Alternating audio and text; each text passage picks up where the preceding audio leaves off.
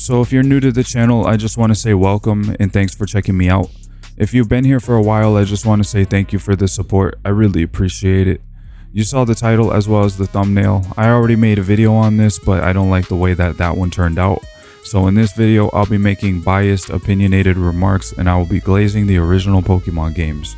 My criticisms will stem from the shady business practices that Game Freak employs today, and I might criticize Nintendo towards the end of the video. If you don't like that approach, that's fine, I completely understand, but I would appreciate it if you hold your tongue until after completely watching my video. Thank you.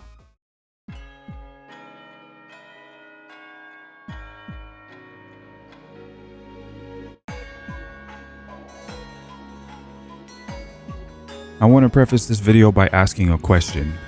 How do you determine how much effort gets put into a product? That's the million-dollar question that applies to the Pokemon franchise. Old school Pokemon games had this style to them that was almost impossible to replicate. Your goal was to be the very best, like nobody ever was, to catch them all. When you achieved those goals, you had the novelty and notoriety amongst your friend group, if you had friends that is. I know I'm making sweeping generalizations in this segment, but it is relatable.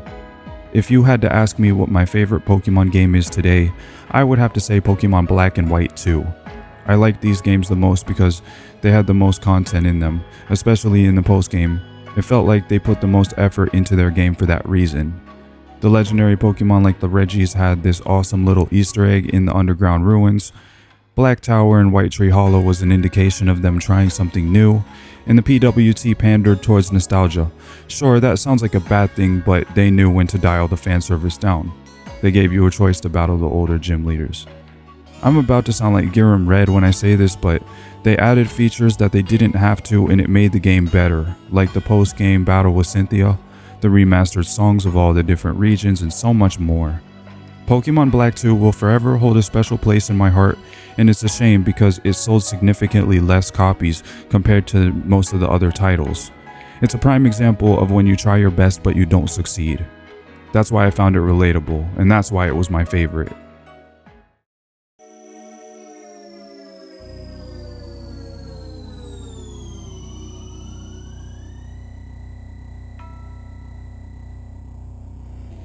If you ask me what my least favorite Pokemon game is, I would have to say it's a tie for both Sword and Shield as well as Legends Arceus.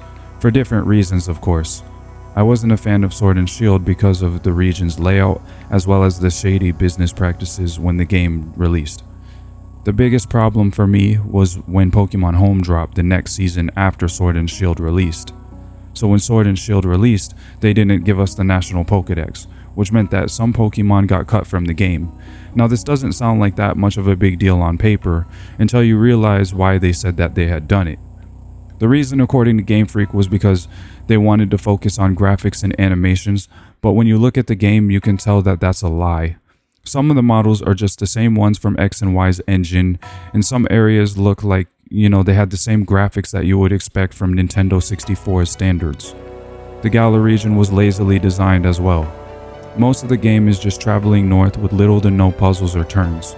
It's pretty basic and linear. Take the Galar Mine for example. All it is just a linear route with one 90-degree turn and then the exit is 20 meters ahead of you. Pokemon Sword and Shield was just the beginning of the shady business practices. Remember when I brought up Pokemon Home? Well, at the time, they blocked the service behind an annual subscription fee, so if you wanted to transfer Pokemon from your games, you would be forced to pay Nintendo, emphasizing their greed. Because Sword and Shield didn't include the national dex, some of those Pokemon couldn't get transferred, so have fun with that. The reason why I didn't like Legends Arceus was for a much less cynical reason, and not as bad of a reason I might add. It just wasn't my cup of tea. The maps felt barren and empty. The characters were lackluster. The main hub area, Jubilife Village, was a massive disappointment because you can't enter any of the other buildings. The NPCs just stood there menacingly. Just about the only movement that we saw was during the Noki restaurant cutscene with the lady in the back, where she sweeps the ground at like 7 frames per second, if that, and I didn't like the gameplay mechanic. I especially didn't like the gameplay because of the limited inventory space. I'm pretty sure Legends Arceus was the first and only Pokemon game to incorporate a limited inventory, and I'm glad that they never added it since. The alpha Pokemon had the potential to be fun and interesting until you realize most of the items you need to craft Pokeballs, smoke bombs, and the like have an RNG based system to them, so a lot of the time in the game is spent looking for them. But of course, once you find the materials, you can't collect it because your storage is full, so then you have to travel back to one of the camps, and then backtrack to where you just were. And by the time you get there, the item is probably not even there anymore, because it's all RNG based. That problem is even more apparent if you find one of those space-time distortion rifts, because then you have to pause the game, go to the inventory menu, and discard something just so you could pick up an upgrade or a red shard or some stardust or whatever, which could blow your cover to the rare Pokemon that are in it. Exploration in Legends Arceus is non-existent and it's not rewarding. You might find a ship that ran aground along the shore or a cave painting, but these landmarks serve no purpose and you get nothing from finding them. Take Ghost of Tsushima or Zelda Breath of the Wild for example. In Ghost of Tsushima you can climb up mountains and locate shrines which will reward you with charms, and in Breath of the Wild you can find fairy fountains in difficult to reach places, or even shrines which when finished will fully restore your health, and they'll give you a spirit orb, which you can later use to improve your stamina and get an extra heart.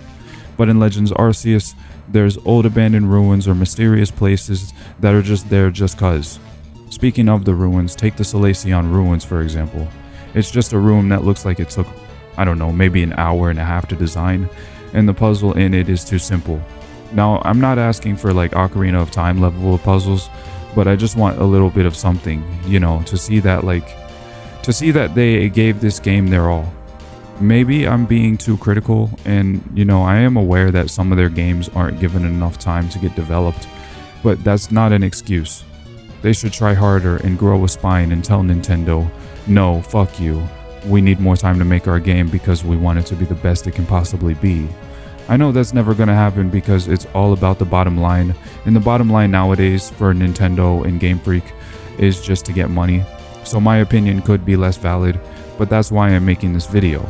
Maybe there's a chance I could help Game Freak go back to its golden era, where they actually put time and effort into their games. Or maybe I could wake Nintendo up.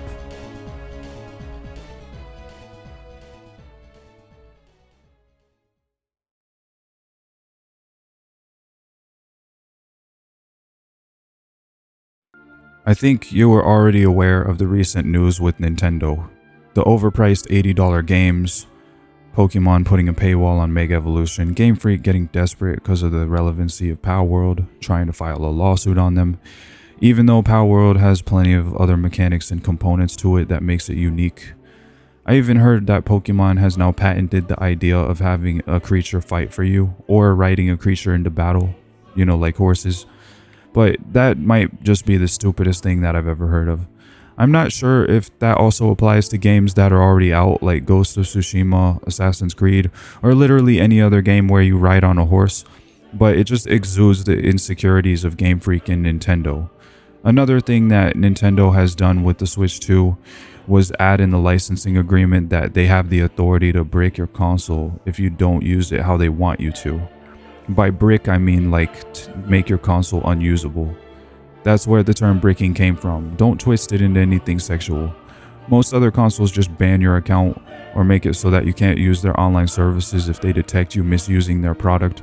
But with Nintendo, they're basically just saying, yeah, you might have given us your money for the console, but you don't actually own it, because if we find you not abiding by the fine print that nobody reads except for lawyers, we can just, make your Switch 2 unusable. Now give us money for an $80 game, you stupid bitch. You see what I'm saying?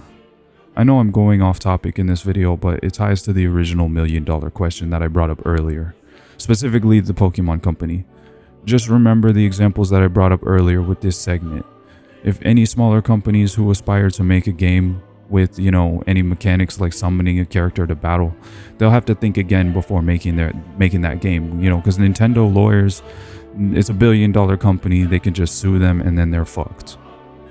That demonstrates the jealousy that they have towards Palworld, and it also demonstrates the greed that they have by making the game pay to win when they add a paywall to Mega Evolution, and the lazy direction from the franchise. It just really weighs on the consumer, and that's why Pokemon just isn't the same anymore.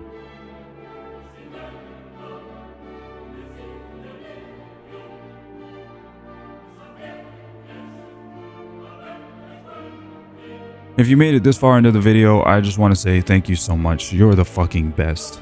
I hope you liked my take, and with the release of Pokemon ZA, I truly hope that their Plan Z won't possibly fail.